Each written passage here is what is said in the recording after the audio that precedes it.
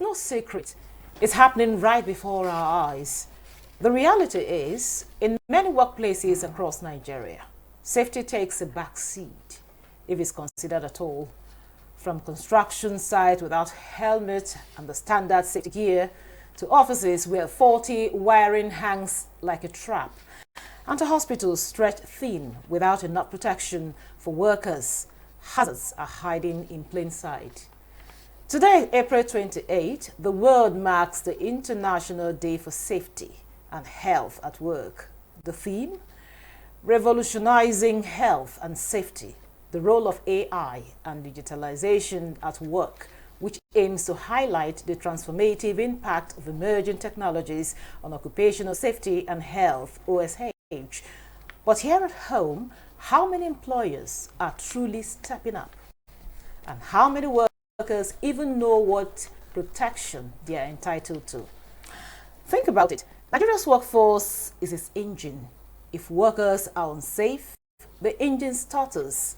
If workers fall sick or get injured, the economy pays the price. Is it a question of costs or a culture that sees accidents as normal? Who bears the responsibility? The government, the employers, or the workers themselves? Tonight, we dig deeper into Nigeria's workplace safety and culture. The good, the bad, and the urgent changes needed to protect lives. Thanks for joining us on Nigeria Today. I'm Victoria Clinton.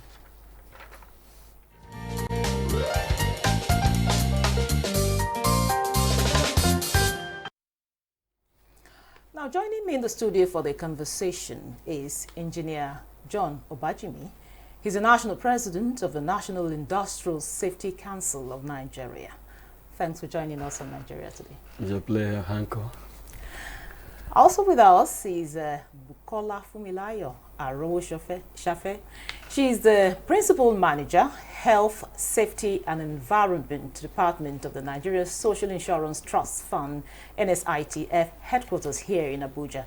It's good to have you on Nigeria Today. Thank you. The pleasure is mine. So I will start with the question asked earlier on. You know, is it a question of costs or culture that sees, accidents as normal in our places of work? I'll start with you, Bukola.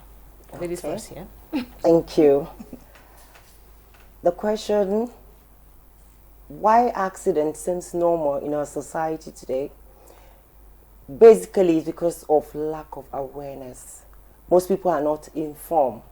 The truth is that the cost implication is high, and also the way this situation affects the culture, or is a cultural inbuilt lack of awareness has made it a form of culture for most Nigerian workers, because they're not even aware of their own right, basic rights in the workplace.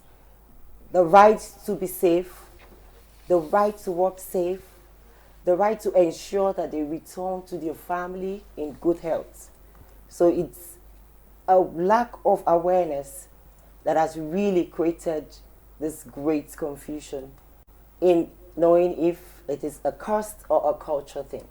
Thank you. Okay, so Engineer Bachimi, I also want you to add your voice to that question. Is it a question of cost? Is it culture that makes us see accidents as normal? Well, it is a combination. Combination in the sense that, like she said, many people are struggling to find ends meet. And many people are struggling to put a plate of food on the table. And while doing that, they seem to lose their mind as regards the safety going back up. So just like, I give you a typical example. You see a taxi driver driving on the road, is driving to beat every other car on the road, not minding his own safety, because the target is just to make that daily income. So it's the same that cuts across in so many other sectors. So everybody's struggling one way or the other. So that's answer the issue of the cost. So it is the money, and also then like he said also is a summary, the lack of understanding that one life is too important to waste. Lack of understanding in the sense that you go leave your house to go and look for what to eat or what to bring home. You are expected to come back home safely, safe and sound. So any accidents along the way will not only affect you, but it will affect your entire family. The same family you are struggling to feed, you will put them in trouble. So it's all about understanding. So both cost and culture. And we live in a society whereby everybody seems to kind of be a government of their own. So that's aspect of the culture. So and the government needs to do more awareness. Government is doing a lot when it comes to creation of awareness. NISN to National Industrial Safety Council of Nigeria champions all advocacy on safety and health in Nigeria.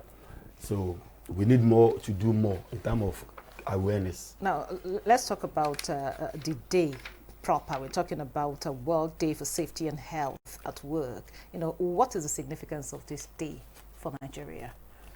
Okay, the significance for celebrating the World Day for Safety and Health primarily is to foster safety culture in Nigeria and also to promote prevention of workplace accidents in workplaces.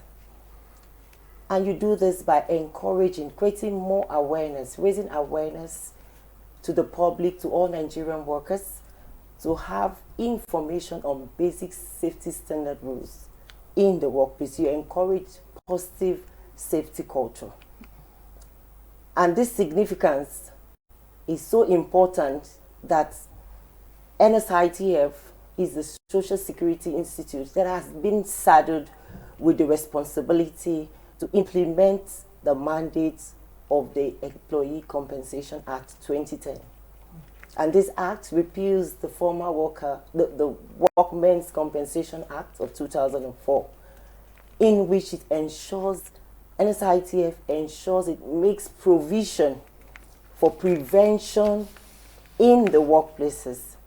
And in the event of an accident, it helps to rehabilitate such injured workers back to their work, which is called return to work. And in the case of disability, there's what we call compensation. NSITF pays compensation to this disabled worker to make up for the loss of not being able to work maximally. And in case of death, the spouses and the children of this particular late employee, they are covered with some compensation. Thank you. Okay, now back to you, Engineer Obajimi. We've seen cases where workers will fall sick, and when they want to excuse themselves, they say, there's nobody to take over your job. You don't have somebody to cover for you.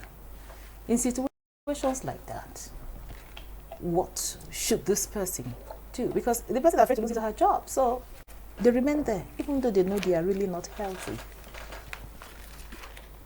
If the person is afraid to lose their job, I think the person should be more afraid to lose his life or to lose her life. So that should be the most important thing, because it is somebody who is alive that works and earn a living. The truth of the matter is that if you drop dead right now, or you are incapacitated right now, the next second somebody else fills the space. No vacuum.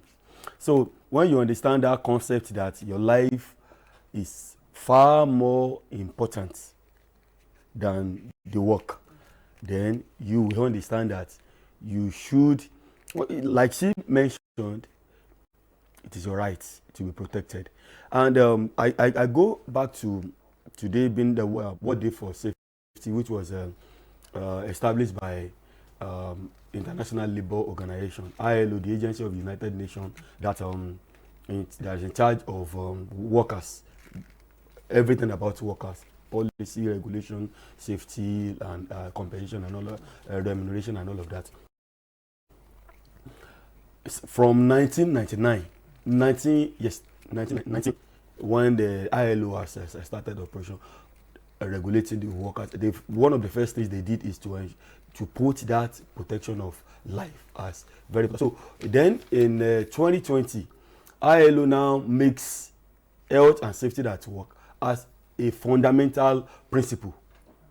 So it becomes a fundamental right. So it is your right to demand that I want to stay alive by telling the boss politely, if there is a need to show evidence that I need to save my life first. So nobody, people may not give you a right, but you have the right to demand your rights and stay by it. Thank you. All right. Now, of course, we've heard from our experts in the studio about what about the average Nigerian. Now we'll go hit the street to hear what people have to say about safety in their workplaces. Turn it away.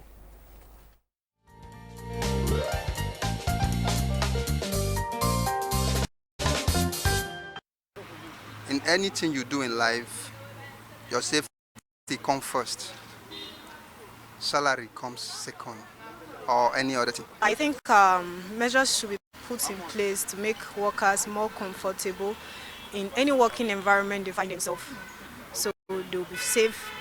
Because safety doesn't necessarily mean that physical safety, the mental health matters a lot. When your workers are not mentally stable, they tend not to deliver their best. So when you make them safe in their work environment, mentally, physically, and otherwise, they will feel safe and they will deliver their best for you. What I think should change in my workplace is my attitude to work. I'm sorry, I have to say it. At times, I might not meet up to the expectations that my boss expects me to. I think it should start with me. You talk about workers, for example, who are site workers. The safety equipment, talking about the boot they wear, the helmet, and all that. Most of those employers do not provide for them, which is a problem. And if you talk of government workers, for example, you need clinics at least in your workplace. In case of any eventuality, you can be able to rush in, and a lot of these workplaces do not have such clinics. I hope government will take some of these recommendations and implement. My workplace is safe because we do HSE. That's health, safety, and environment. They provide for us. I'm an EFE engineer, so we provide for safety gadgets like your helmets, glove, and it's quite safe.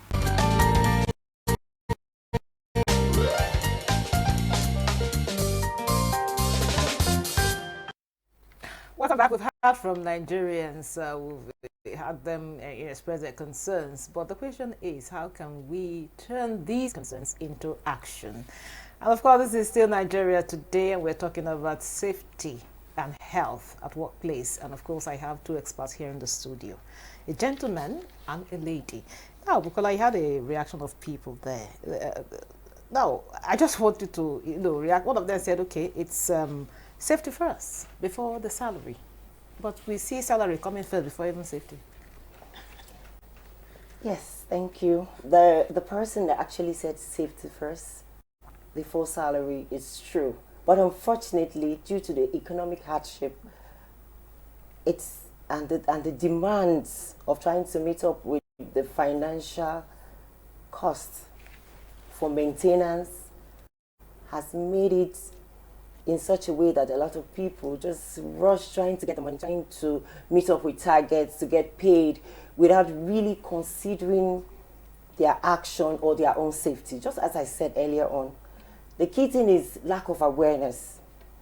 There's this lack of awareness inadequate supervision in the workplace, and also there's no enforcement of some sort of sanctions when some of the safety rules are being ignored.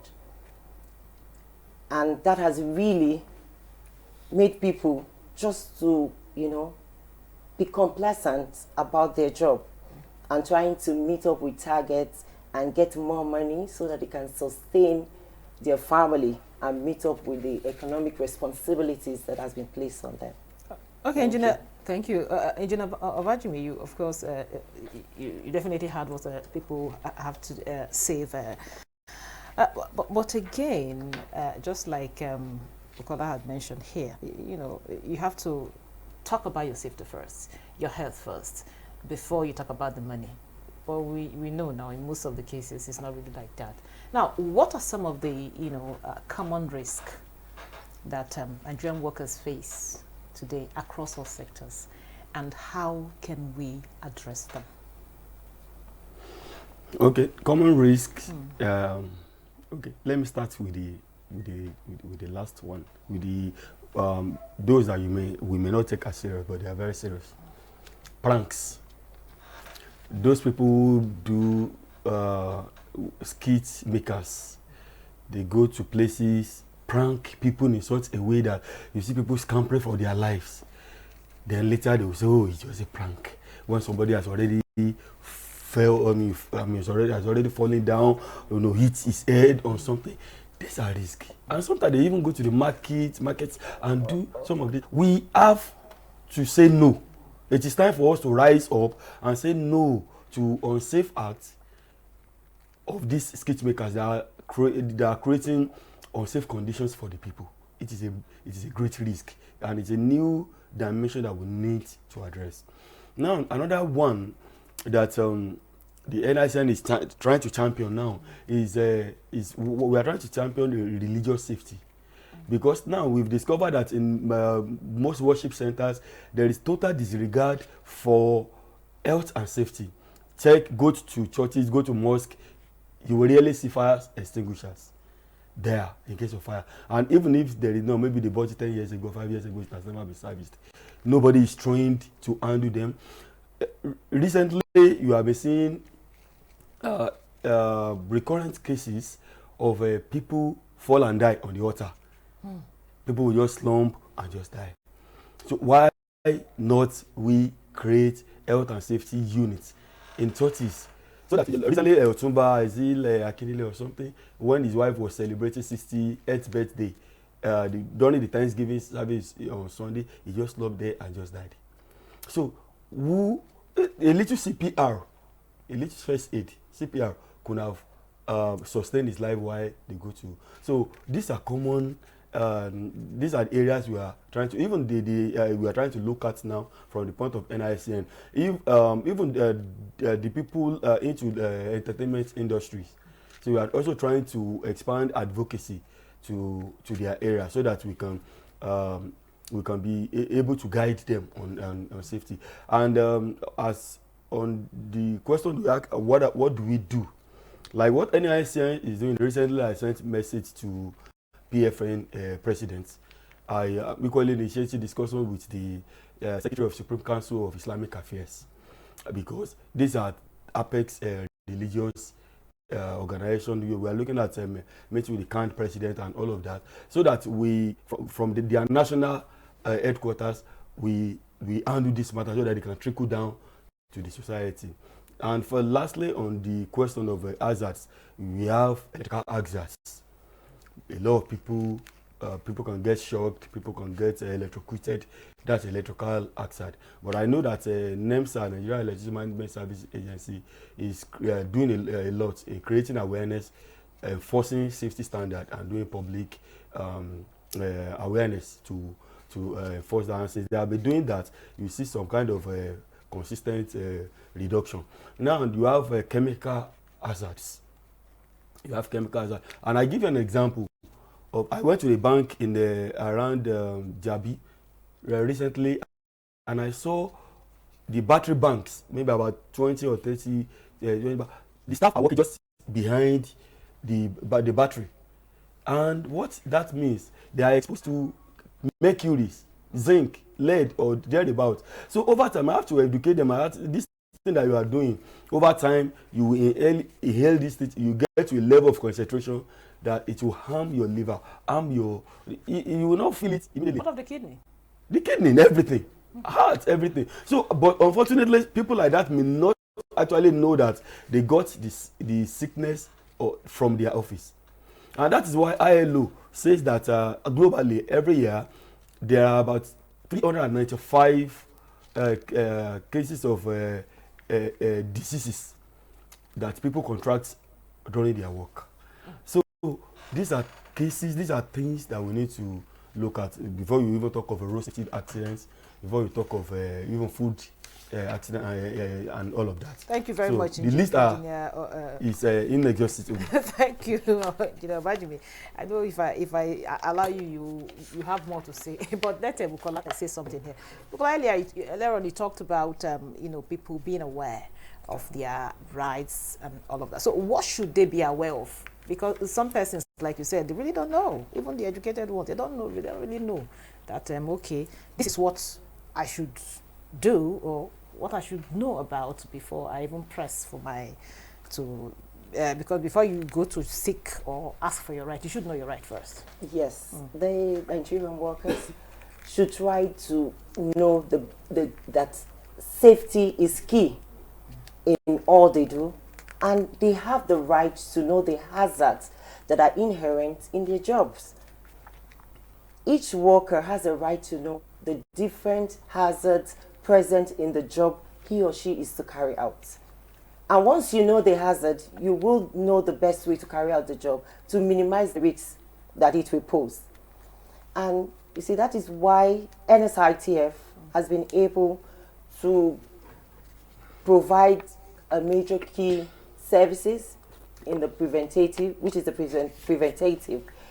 We go to organizations, giving them proactive measures through conducting audits and risk assessment, in which we identify the gaps, the safety gaps in their job processes, in their environment.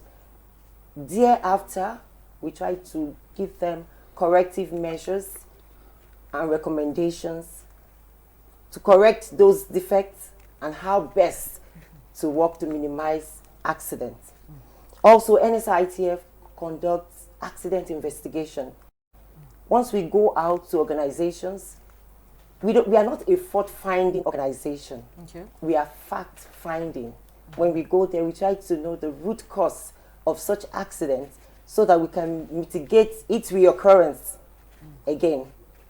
And okay, you also push for the compensation, right? Yes. In case of accident, just as I said earlier on, there's what we call the second key services. The first is the preventative, then the second is the rehabilitation, in which the employer is to take care of the injured employee in case of an accident. And once the employer does that, because of the immediate attention, NSITF gives what is called the medical expense refund, in which all bills that have been paid on the injured employer to treat the injured employee will be funded. Also, there's what we call loss of productivity.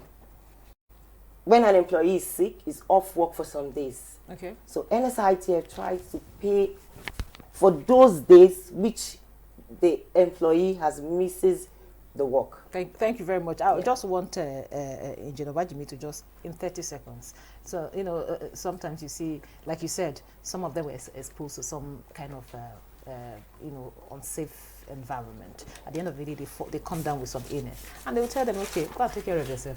The much they can do for them is, okay, give the person some days off, but you pay the expenses. So what should you do in that circumstance? In 30 seconds. Okay, I may take more than 30 seconds. Well, the first thing you need to understand is that in the National Policy on Occupational Safety and Health, which was revised by the Federal Ministry of Labour in 2020, there are responsibilities of the employer and responsibility of the staff. Responsibility of employer is to develop develop a safety policy that guides the work. Then safety rules and provide PPEs and the rest of them. Now for the staff, for the employee, you are to ensure that you work based on those safety rules and the safety rules, and also use the PPE or whatever material.